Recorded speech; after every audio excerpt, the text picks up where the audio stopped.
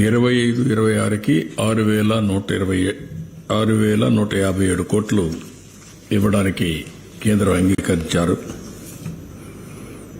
ఇక్కడ కూడా డేట్ వారీగా ప్రిస్క్రైబ్ చేశారు. అంటే construction of gap 1 ECRF dam December 24, construction of ECRF dam diaphragm wall gap 2 June 2025, completion of spillway and gates May 2025, completion of approach and pilot channels May 2025, completion of connectivities May 2025, completion of ECRF gap 2 and dam March 2026కి. మొత్తం కూడా project ని 2026-27 మార్చి లోపల complete చేసేట్టుగా ఒక schedule announce చేశారు. ఇది ఒక విధంగా చెప్పాలంటే సంతోషించదగ్గ విషయం. దీన్ని మనస్ఫూర్తిగా స్వాగతిస్తున్నాం. నరేంద్ర మోడీ గారికి, నిర్మలా సీతారామన్ గారికి, సిఆర్ పాటిల్ ఎవరైతే వాటర్ రిసోర్స్ మినిస్టర్ ఉన్నారో ఆయనకి ముగ్గురు కూడా ధన్యవాదాలు తెలియజేస్తున్నాం. మనస్ఫూర్తిగా అభినందనలు. ఇదొక చరిత్ర. ఆంధ్రప్రదేశ్ రాష్ట్రం యొక్క సెంటిమెంట్తో కూడిన సమస్య. దక్షిణ భారతదేశంలో మనమందరం కూడా అగ్రెసివ్గా అభివృద్ధి చేసుకుంటూ ముందుకు పోతున్నాం. ఆర్థిక సంస్కరణల్ని అందిపుచ్చుకున్నాం. కానీ వాటర్ చూస్తే ఈ ఒక మాటలో చెప్పాలంటే ఈ 4 స్టేట్లో, కేరళ తప్ప 4 స్టేట్స్లో వాటర్ స్కార్సిటీ ఎక్కువ ఉంది. త్రాగునీరు కానీ, ఇరిగేషన్ వాటర్ కానీ ఇవన్నీ ఉన్నాయి. ఫార్చునేట్లీ అదృష్టవశాత్తు ఆంధ్ర రాష్ట్రంలో, ఒకప్పుడు కంబైన్డ్ రాష్ట్రం, ఇప్పుడు ఆంధ్ర రాష్ట్రంలో గోదావరి, కృష్ణా నదులు, 2 నదులు ఉన్నాయి. గోదావరిలో అబండెంట్ వాటర్ ఉంది. ఇది సముద్రం లేకపోతా ఉంది. అయితే ఎప్పుడో ఈ ప్రాజెక్టు ప్రారంభించినా కానీ ఆ రోజు చేసినటువంటి రాజశేఖర్ రెడ్డి యొక్క చర్యల వల్ల ప్రాజెక్టు ముందుకు పోకుండా వెనుకబోయే పరిస్థితికి వచ్చింది. అది హిస్టారికల్గా మీరందరూ ఒకసారి చూస్తే దీనికి ఎన్ని శాపాలు ఉండాలో అన్ని శాపాలతో ఇప్పుడిప్పుడు విముక్తి పొందుతున్నాం. ఈ ప్రాజెక్ట్ ఎప్పుడో అంజయ్ గారు ఫౌండేషన్ వేశారు. అప్పుడే ఇందిరాసాగర్ పేరు కూడా పెట్టారు. ఇట్లా అనేక సమయాల్లో ఈవెన్ కాటన్ అయితే అప్పట్లోనే ఆలోచన చేశాడు. ధవళేశ్వరం ప్రాజెక్టు కట్టే మునిపే ఇక్కడ ప్రాజెక్టు కడితే ఎట్లుంటుందని చేసి బ్రిటిష్ పార్లమెంట్ ఒప్పుకోకపోతే అప్పుడు ధవళేశ్వరం బ్యారేజ్ కట్టాడు. లేకుంటే అప్పట్లోనే అయిపోయి ఉండాల్సిన ప్రాజెక్ట్ ఇది. అంటే ఎన్ని ఇబ్బందులు రావాలన్ని ఇబ్బందులు వచ్చాయి.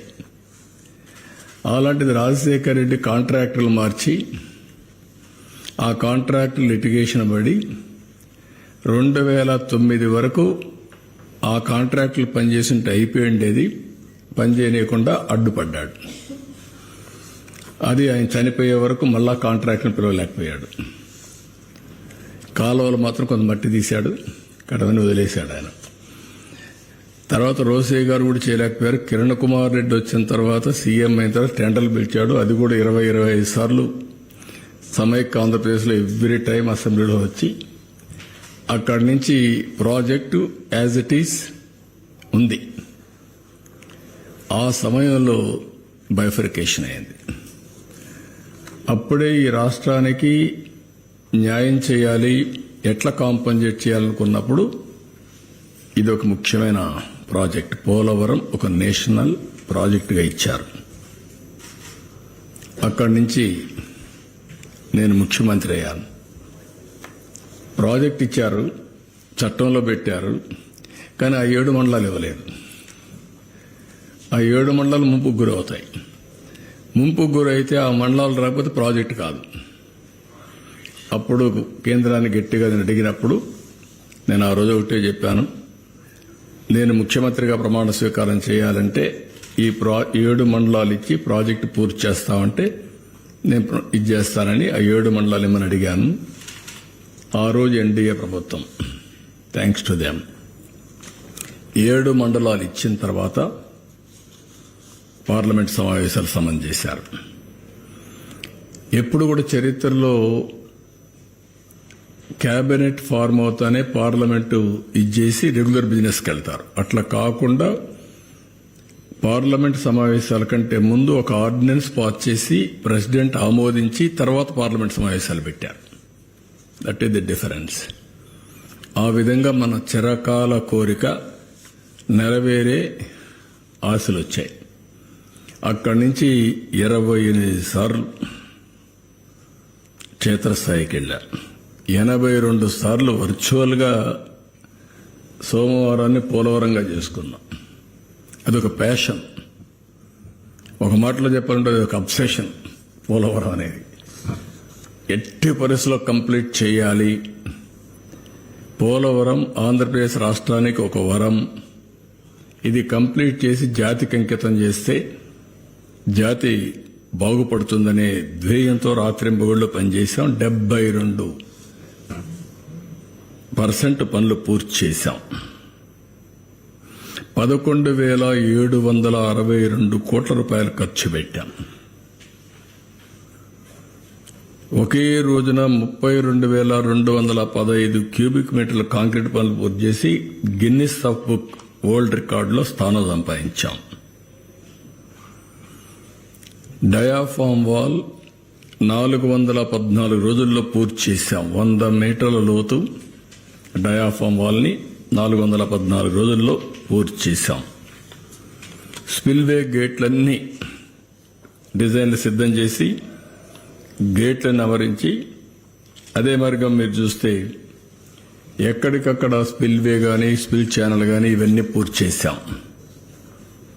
కాఫర్ డ్యామ్ కట్టాం. లోయర్ అప్పర్ 2 కాఫర్ డ్యాములు కట్టాం. ఎప్పటికప్పుడు కేంద్రంలో ఉండే ఉమాభారతి ఆనాటి మంత్రి, తర్వాత నితిన్ గడ్కరీ ప్రధానమంత్రి గారికి కూడా ఎప్పుడప్పుడు బ్రీఫ్ చేస్తూ ఈ పనులన్నీ పూర్తి చేశాం. 4,114 కోట్ల రూపాయలతో ఆ రోజు పునరావాసం చేశాం. పునరావాస కార్యక్రమాలన్నీ పూర్తి చేశాం. ఎప్పుడు కూడా కేంద్రం డబ్బులు ఇవ్వలేదనే పనులు ఆపలేదు. ముందు మనం రీఎంబర్స్ చేస్తే ఎప్పటికైనా వస్తాయనే ఉద్దేశంతో ముందుకెళ్లిపోయాం. ఆ విధంగా మీరు చూస్తే 2014-19 11,762 కోట్లు ఖర్చు పెడితే 4,995 కోట్లు వాళ్ళు ఇచ్చారు. మిగిలింది వాళ్ళు ఇవ్వకపోయినా మనం ఖర్చు పెట్టాం. మళ్ళీ తర్వాత వచ్చింది ఆ డబ్బులు, అది కూడా నేను చెప్తాను. ఈ విధంగా మొత్తం ప్రాజెక్ట్ని ఒక ఎట్టి పరిస్థితిలో ఈ ప్రాజెక్టు పూర్తి చేయాలి అనే తపన, ఒక డిటర్మినేషన్తో ప్రభుత్వం ముందుకెళ్లాం. అయితే 2019 గవర్నమెంట్ మారింది. మళ్ళా ఆ ప్రాజెక్టుకి శనిగ్రహం దాపురించింది. బాధ, ఆవేదన, కసి ఒకసారి కొన్ని రోజులు డైజెస్ట్ చేసుకొని కూడా చేసుకోలేం. ఎందుకంటే మీరు చూస్తే 82 సార్లు నేను నెలవారీగా హైదరాబాద్లో ఒకప్పుడు సర్ప్రైజ్ ఇన్స్పెక్షన్స్ 75 సార్లు వెళ్ళాను. ఈరోజు ఆ స్థితి అమారుగా ఉందంటే 75 సార్లు చరిత్రలో ఏ ముఖ్యమంత్రి క్షేత్రస్థాయి పరిశీలనకు పోయి ఉండరు. బస్సులో వెళ్ళడం, తిరగడం, బస్సులో ఇన్స్ట్రక్షన్స్ ఇవ్వడం, అక్కడి నుంచి సెక్రటరీకి పోవడం, అవన్నీ చేసి డెవలప్ చేశాం. అదే మరి 82 సార్లు వర్చువల్గా చేసి 28 సార్లు నేను ఇది చేసి ఒకసారి పండుగ కూడా దీపావళి పండుగ ఏదో ఉంది. ఆ రోజు నేను అమెరికాకు పోతూ గడ్కర్ని నాగ్పూర్లో కలిసి ఆ రోజు కూడా ఆయన ట్రబుల్లో పెట్టి ఈ ప్రాజెక్ట్ గురించి మాట్లాడి వెళ్ళాను. నేను ఆ రోజు ప్రాజెక్టులో వాళ్ళు కొన్ని విషయాలు చెప్తే నేను చదువుకొని రాత్రంతా మా సెక్రటరీలు అందరం చదివించి నేనే హైకోర్టులో సుప్రీంకోర్టులో లాయర్ మారిగా వాళ్ళ దగ్గర ఆర్గ్యూ చేశాను. వర్డ్ టు వర్డ్ మీరు చెప్పండి, మీరు అంటున్నారు ఇది సెంట్రల్ ప్రాజెక్ట్ కాకపోతే ఏమవుతుందని కూడా ఆర్గ్యూ చేశాను. వాళ్ళు కన్విన్స్ అయ్యారు. అంత ఇదిగా చేసిన ప్రాజెక్ట్ని విలువ తెలియని వ్యక్తులు వస్తే ఏ విధంగా ఉంటుందో అదే జరిగింది. విలువ తెలియాలి, వాల్యూ అది ప్రాజెక్ట్. ప్రజలకు ఏం కావాలో తెలియాల్సిన అవసరం ఉంది. విలువ తెలియని వ్యక్తులు మీరు చూసినప్పుడు నేరుగా సైట్లో very crucial small work, coffer dam కొంత పూర్చాలి. అండర్స్టాండింగ్ ఇంజనీర్స్, అప్పుడుండే service provider, contractor before rainy సీజన్లో అది పూర్తి చేసరికి ప్లానింగ్, ఎగ్జిక్యూషన్ ఎవ్రీథింగ్ కంప్లీట్ చేశాం. ఆ సమయంలో ప్రజాస్వామ్యంలో మార్పులు జరుగుతాయి. ఇది చరిత్ర.